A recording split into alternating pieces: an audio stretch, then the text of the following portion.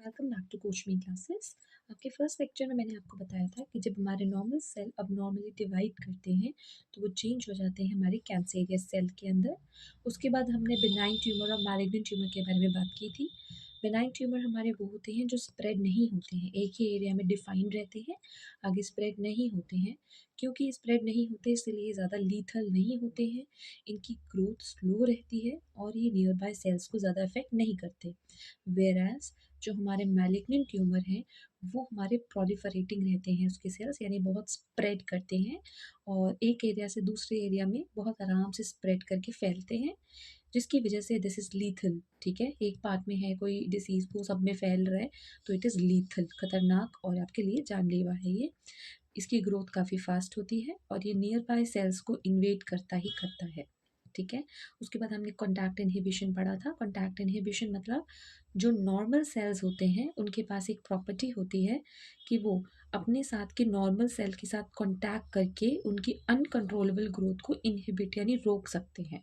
Whereas cancerous cell जो हैं उनमें ये कॉन्टैक्ट इनहिबिशन की प्रॉपर्टी लूज हो चुकी होती है, यानी वो अपनी ये प्रॉपर्टी को खो चुके होते हैं। चलिए अब आगे हम डिस्कस करेंगे एक और प्रॉपर्टी जो कि एग्जाम्स पॉइंट ऑफ व्यू से इम्पॉर्टेंट है, जिसका नाम क्या है आपका मेटास्टैसिस।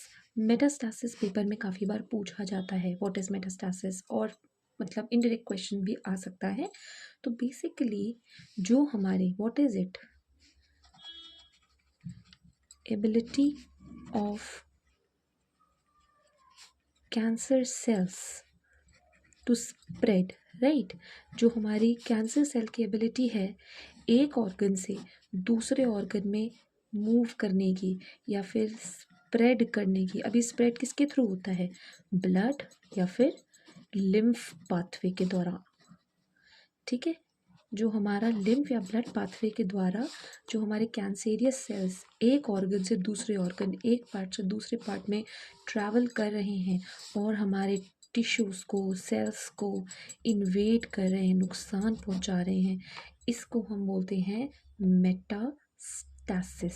और ये हमारी किसकी एक प्रॉपर्टी है? ये हमारे मैलिग्नेंट ट्यूमर की प्रॉपर्टी है। क्योंकि आप लोग देखिए, मैंने आपको बताया था कि जो हमारा बिनाइन है, हमारा बिनाइन ट्यूमर जो है वो तो हमारा स्प्रेड ही नहीं कर रहा है, राइट।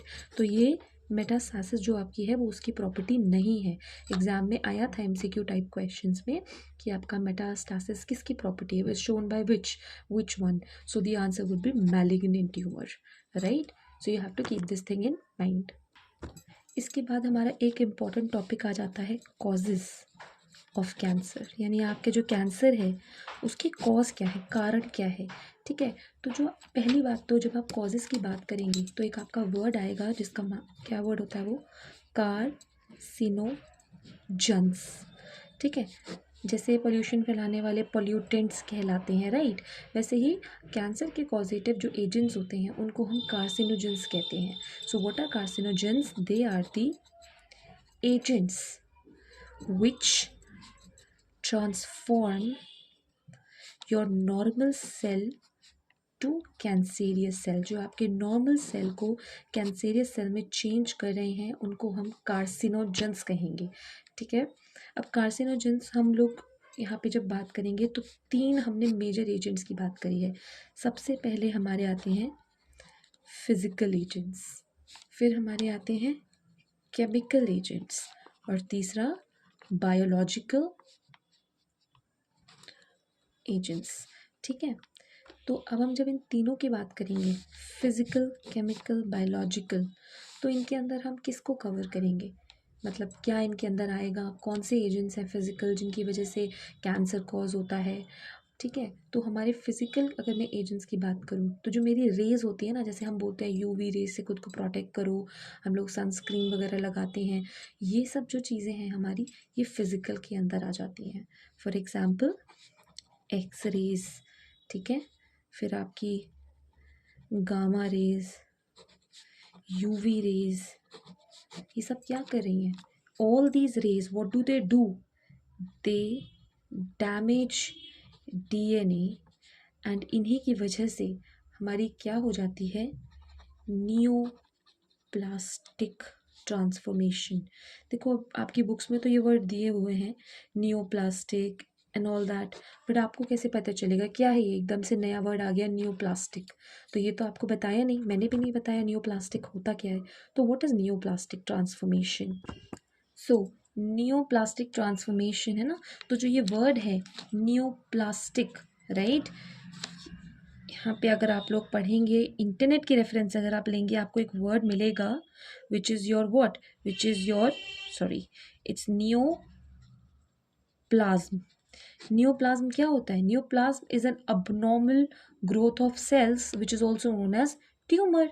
सो बेसिकली जब आपके अबनॉर्मल सेल ऐसे ग्रो कर जाते हैं, ट्यूमर जैसा बन जाएगा, उसी को हम अब क्या कहते हैं? नियोप्लाज्म कहते हैं। This abnormal growth is called neoplasm.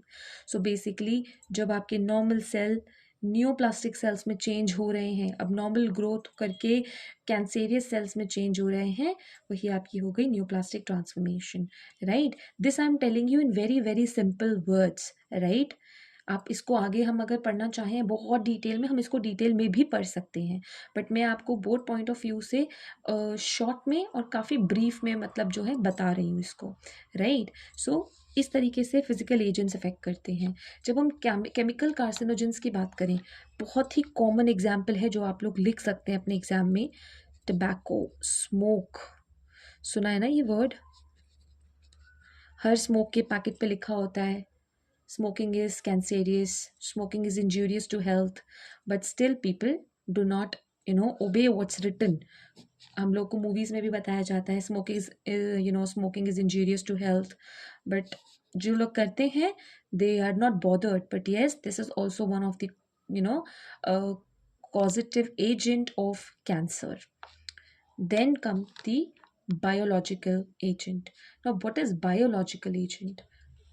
So सबसे पहले तो आपको एक वर्ड मैं बता दूं यहाँ पे जो इंट्रोड्यूस होगा, ऑन्कोजीन। ऑन्कोजीन्स कौन से होते हैं? What do you mean by oncogenes? तो आपका ऑन्कोजीन एक ऐसा म्यूटेटेड जीन होता है, it is a mutated gene, ये एक तरीके का हमारा म्यूटेटेड जीन है जिसमें पोटेंशियल है टू कॉज कैंसर, ठीक है, जिसके अंदर क्या पोटेंशियल है? Potential to cause cancer, okay. So एक तो आप लोगों की बुक में एक चीज़ दिया हुआ है जिसका नाम क्या है? I just give you a brief about it, cellular oncogene और प्रोटो ऑन्कोजीन, ठीक है। So what is it? This is present in the normal gene. The cellular oncogene or the proto-oncogene, this is present in your normal cell, but it is not activated. ठीक है, तो ये आपके present हैं normal cell के अंदर, but ये activated नहीं है, और यदि ये एक्टिवेट हो जाएंगे तो क्या हो जाएगा? तो ये हमारी नॉर्मल सेल की ऑन्कोजेनिक ट्रांसफॉर्मेशन करा देंगे, यानी कि हमारे नॉर्मल सेल्स को ऑन्कोजीन में चेंज कर देंगे। अंडरस्टूड? अगर आपको इनमें से किसी भी चीज़ के बारे में डिटेल में जानना है, you can always tell me in the comment section and I will give you a detail video about it. अभी हम लोग कोशिश करेंगे अपनी सारी वीडियोज़ को शॉर्ट और अंडर 10 मिनट्स रखें, जिसमें चीज़ एक्सप्लेनेटरी वे में भी हो और आपको एक ब्रीफ भी पता चल जाए for your revision purpose. However in case you need a detail video on any topic, please let me know. So this will be all for this particular lecture. Keep studying and keep learning. Thank you for watching.